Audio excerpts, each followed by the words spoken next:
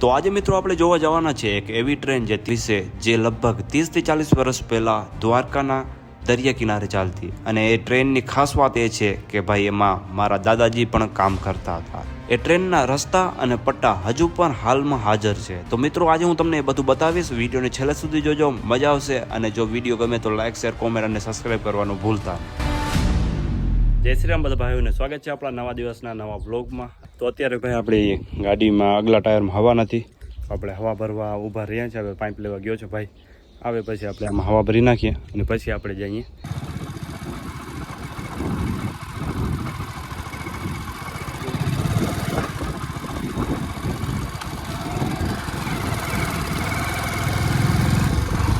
તો અત્યારે મિત્રો આપણે આગળ બહુ લાંબી અહીંયા ટ્રેન મળી હતી, પણ આપણે ટ્રેનને આમ છે ને બાયપાસ કરી નાખ્યું, ટ્રેનને ઊભી રાખી દીધી. જો ટ્રેન ભાગવા માંડી. તો આપણે ફાઇનલી આવી ગયા અત્યારે અમારા નાનકડા એવા જંગલમાં, એમેઝોનના જંગલમાં આવી ગયા છીએ. હવે ધીરે ધીરે આપણે અંદર જઈએ છીએ. અને જે ભાઈ એસએસસી કંપની હતી બહુ વર્ષો પહેલાં અહીંયા આપણે ટ્રેન હાલતી હતી. એ ટ્રેનનું તમને હું બધું બતાવું, રસ્તા જ્યાંથી ટ્રેન હાલતી હતી ભાઈ હજુ પણ છે અહીંયા રસ્તા. અને અત્યારે તો કંપની બંધ થઈ ગઈ છે, જે દ્વારકામાં હાલતી હતી એસએસસી કંપની બહુ વહેલાની. તો અત્યારે બધું બંધ છે. પણ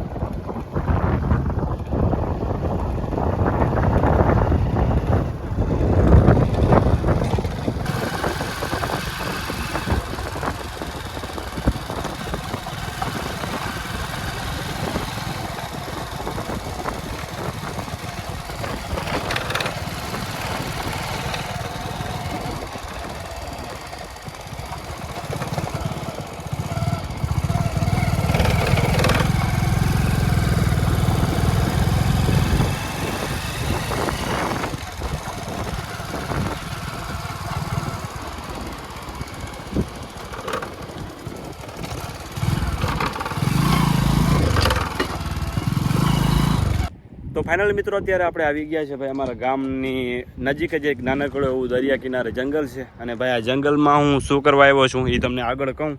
તો અત્યારે હું ને ધવલ 2 જણા આવ્યા છીએ. અને ભાઈ આ જો આ બાજુ રસ્તો છે, અને આ રસ્તો સીધો આમ દ્વારકા જાય છે.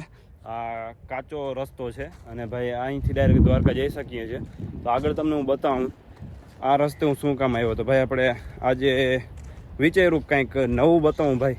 અને આ ભાઈ હું મારી જાણકારથી નથી બતાવતો, મારા પપ્પાના પપ્પાજી એટલે કે મારા દાદાજીએ મને કીધું છે એ બધું તમને હું કહું છું ભાઈ. મને જેટલું આમ દેખાશે બધું અહીંયા, જેટલું પણ જૂનું હશે એટલું. તો અહીંયા બહુ વહેલો ઘણા વર્ષો પહેલાં અહીંયા છે ને એક કંપની ચાલતી હતી, એસએસસી કંપની. તો એ કંપનીની ટ્રેન અહીંથી જંગલમાંથી આમ પસાર થઈને દ્વારકા જતી હતી.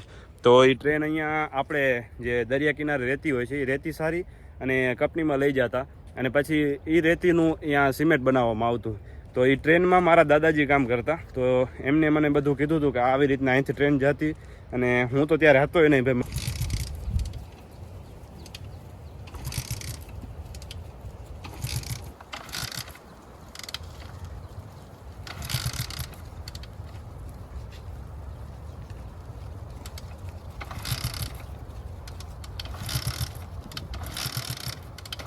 તો આ તમે આ ટીંબા જેવું જોઈ શકો છો. એ ભાઈ ટીંબો આમ મોટો હતો, અત્યારે તો ભાઈ આને કાપીને રસ્તો બનાવી દીધો છે. બાકી આમ સીધો આ ટીંબો હતો, અને એની ઉપર આમ ઓલા રેલગાડીના આપણે ટ્રેન હોય એના પટ્ટા રાખેલા હતા.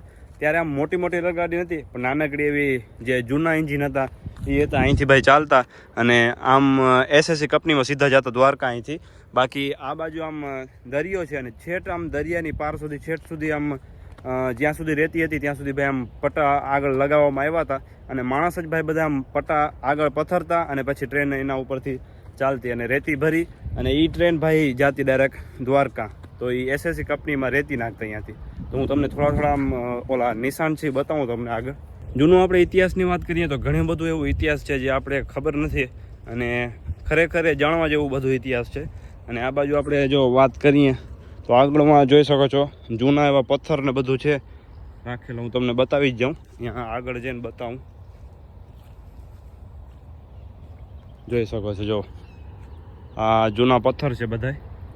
અને ભાઈ આ વર્ષો પહેલાંના બધા આમ પથ્થર પડ્યા છે આગળ. આ પથ્થર તો હમણાં જ રાખવામાં આવ્યું છે. એને એની આગળ પથ્થર પહેલા છે એની વાત કરું છું. જો એ પથ્થર બધા આમ ઓલા આપણે પાટા ઉપર જે રાખવામાં આવ્યા હતા એ પથ્થર છે. અને ભાઈ અહીંથી ટ્રેન ક્યાં જતી ને દરિયા કિનારે એ તમને હું બતાવું હવે આગળ જઈને.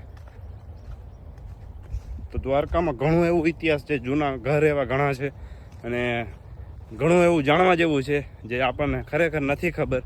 પણ જો તમને આવા વિડીયો ને આવા બ્લોગ જોવાની મજા આવતી હોય તો આપણે ભાઈ એવા બ્લોગ બનાવશું તમારા માટે.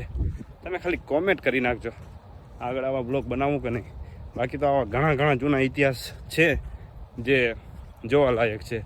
તો આપણે જઈએ આગળ અને તમને હું બતાવું ભાઈ જે દરિયા કિનારેથી જ્યાંથી રેતી ભરવામાં આવતી ને અહીંયા. તો અહીંયા ધવલ મારી રાહ જોઈને બેઠો હતો. તો આપણે ભાઈ આ તો જોઈ લીધું. અહીંથી આમ ટ્રેન સીધી આમ જતી. તો હું તમને ફોટો આમ બતાવી દઈશ એડિટિંગ કરીને કે કેવી રીતના કઈ ટ્રેન હતી જૂની. તો મિત્રો આ સામે તમે જોઈ શકો છો આ જે રેતીની પાર દેખાય છે સામે આ તમને. ત્યાં ભાઈ આગળ આમ થોડુંક આમ ઉપર પાટા રાખેલા હતા ગાડીના અને એના ઉપરથી આમ ગાડી જતી. અને ભાઈ અહીંયાથી બધી દરિયાથી બધી રેતી આમ સારી લીધી અને એસએસસી કંપનીમાં બધી અહીંયા લઈ ગયા અને અહીંયાની સિમેન્ટ બની ગઈ. અને ભાઈ અહીંથી રેતી ખાલી થઈ ગઈ. થોડીક જ રહી છે આ દરિયા કિનારે. દ્વારકાનું જે દરિયો કિનારો છે અહીંયા રેતી હવે સાવ થોડીક છે એમ.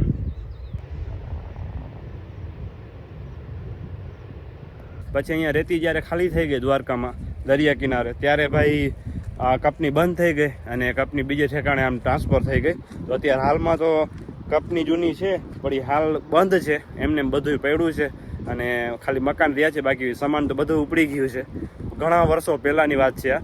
તો ઘણા વર્ષો પહેલાં અહીંયા કંપની હાલતી અને ટ્રેનને ભાઈ અહીંયા હાલતી. તો ચાલો મિત્રો અત્યારે ભાઈ આપણે આવી ગયા ફરતા ફરતા ડાયરેક્ટ અહીંયા. મેં કીધું આ થોડુંક ભાઈ મને જેટલું ખબર છે એટલું તમને હું કહી દઉં, બધું યાદ રહે. તો આપણે હવે જઈએ પાછા આપણી ટાર્ઝન બાઇકને લઈને પાછા આ બાજુ ઘર બાજુ. અને સામે જોઈ શકો છો આ ભેંસું ચરે છે, ઘેટા બકરા. તો ક્યાંક અહીંયા ઊંટ દેખાય છે. જો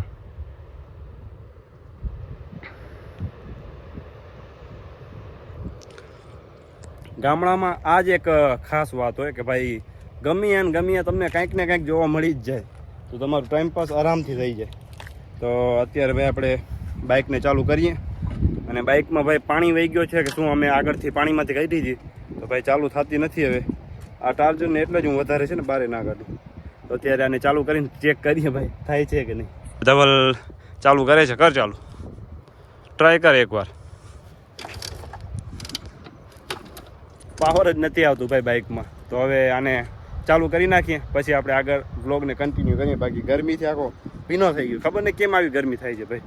આમ મસ્ત મોસમ મસ્ત છે તોય ગરમી થાય છે. તો આપણે ચાલો જલ્દી આને ચાલુ કરીએ અને ઘર ભેગા થઈએ. તો ફાઇનલી મિત્રો આપણી ગાડી ચાલુ થઈ ગઈ છે અને જલ્દી આપણે અહીંથી વારી નાખીએ આને.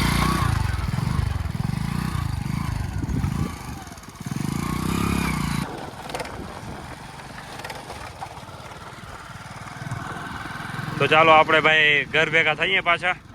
તો જો પાણી વરસાદ આવ્યો એટલે ક્યાંક ક્યાંક પાણી ભરેલા છે. ઘેટા બકરા ચરે છે જો.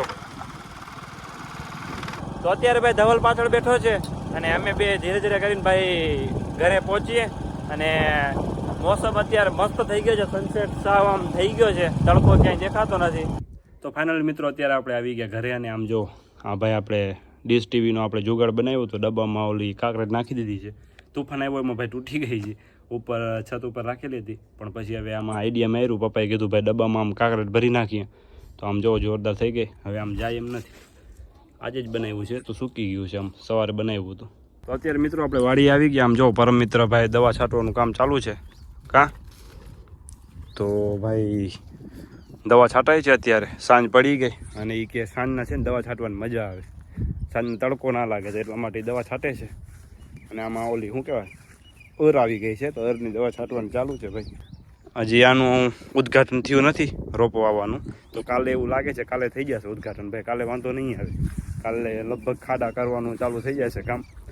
40 રોપા છે એટલે 40 ખાડા ખોદવા પડશે આપણે, ત્યારે ભાઈ આપણે આ બધા ચોપાશે.